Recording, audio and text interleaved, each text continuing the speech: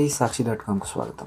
ఒకప్పుడు బీజేపీ చిక్కుకుపోయినట్టే ఇప్పుడు జనసేన కూడా చంద్రబాబు షెకౌకిల్లో చిక్కుకుపోయిందా? వివరాలేంటి సాక్షి.comలో చూడండి.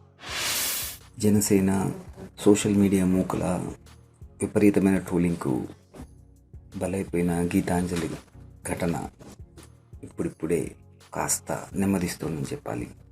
సీఎం జగన్మోహన్ రెడ్డి ఇప్పటికే బాధిత కుటుంబానికి 20 లక్షల రూపాయల ఆర్థిక సాయం అందించారు.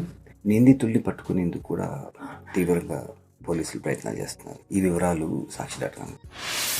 తెలంగాణలో గత ప్రభుత్వంలో ఒక నిఘా వ్యక్తిగా గూఢచారిగా పనిచేశాడని భావిస్తున్న డిఎస్పీ ప్రణీత్ రావును తెలంగాణ పోలీసులు అరెస్ట్ చేశారు.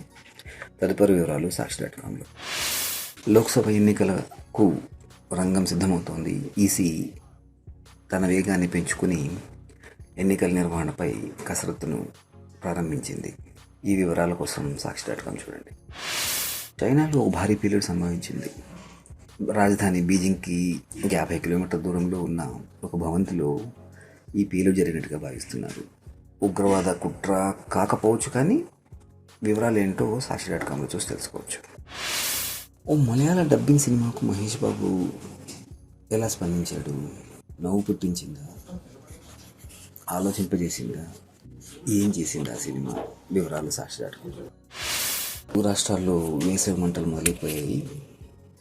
తెలంగాణ రాజధాని హైదరాబాద్లో కొన్ని చోట్ల 40 డిగ్రీల సెంటీగ్రేడ్ కంటే ఎక్కువ ఉష్ణోగ్రతలు నమోదవుతున్నాయి.